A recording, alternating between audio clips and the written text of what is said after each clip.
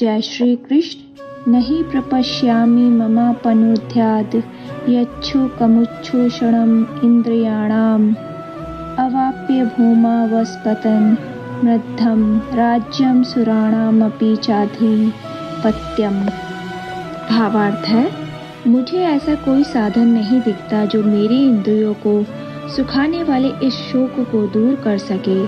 स्वर्ग पर देवताओं के आधिपत्य की तरह इस धन्य धान्य संपन्न सारी पृथ्वी पर निष्कंटक राज्य प्राप्त करके भी मैं इस शोक को दूर नहीं कर सकूंगा।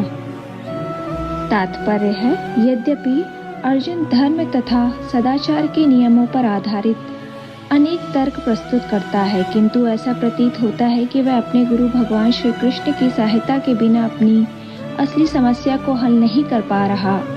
वह समझ गया था कि उसका तथाकथित ज्ञान उसकी उन समस्याओं को दूर करने में व्यर्थ है जो उसके सारे अस्तित्व को सुखाए दे रही थी।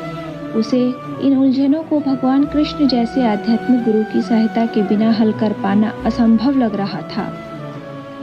शैक्षिक ज्ञान, विद्वत्ता, उच्च पद, ये सब जीवन की समस्याओं का हल करने में व्यर्थ है। यदि कोई इसमें सहायता कर सकता है तो वह एकमात्र गुरु। अतः निष्कर्ष यह निकला कि गुरु जो 100% कृष्ण भावना भावित होता है, वही एकमात्र प्रामाणिक गुरु है और वही जीवन की समस्याओं को हल कर सकता है। भगवान चैतन्य ने कहा है कि जो कृष्ण भावनामृत के विज्ञान में दक्ष हो, कृष्ण तत्ववेता हो, चाहे वह जिस किसी जाति का हो, वही वास्तविक गुरु है। कोई व्यक्ति चाहे वह विप्र हो, निम्न जाति में जन्मा, शूद्र हो या कि सन्यासी, यदि वह कृष्ण के विज्ञान में दक्ष है तो वह यथार्थ प्रामाणिक गुरु है। अतः कृष्ण तत्ववेता हुए बिना कोई भी प्रामाणिक गुरु नहीं हो सकता। वैदिक साहित्य में भी कहा गया है, विद्वान ब्राह्मण भले ही वह संपूर्ण वैदिक ज्ञान में पारंगत क्यों ना हो, यदि वह वैष्णव नहीं है या कृष्ण भावनामृत में दक्ष नहीं है तो गुरु बनने का पात्र नहीं है।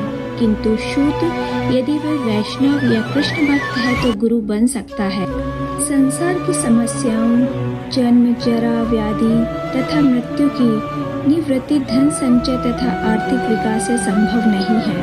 विश्व के विभिन्न भागों में ऐसे राज्य हैं जो जीवन की सारी सुविधाओं से तथा संपत्ति एवं आर्थिक विकास से पूरित है, किंतु फिर भी उनके सांसारिक जीवन की समस्याएं ज्यों की त्यों बनी हुई हैं।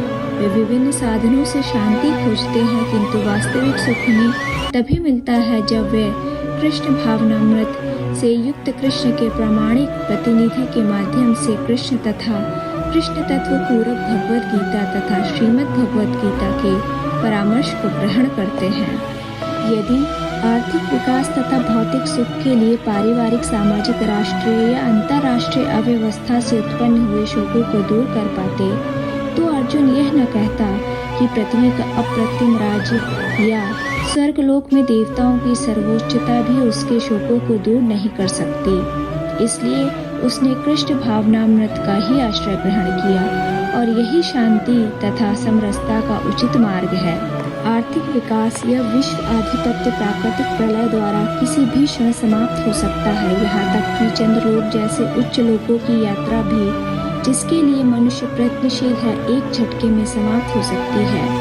भगवत गीता इसकी पुष्टि करती है। जब पुण्य कर्मों के फल समाप्त हो जाते हैं तो मनुष्य सुख के शिखर से जीवन के निम्न स्तर पर गिर जाता है। इस तरह से विश्व के अनेक राजनीतिज्ञों का पतन हुआ है। ऐसा अधः पतन शोक का कारण बनता है। अतः यदि हम सदा के लिए शोक का निवारण चाहते हैं तो हमें कृष्ण की शरण ग्रहण करनी होगी, जिस तरह अर्जुन ने की।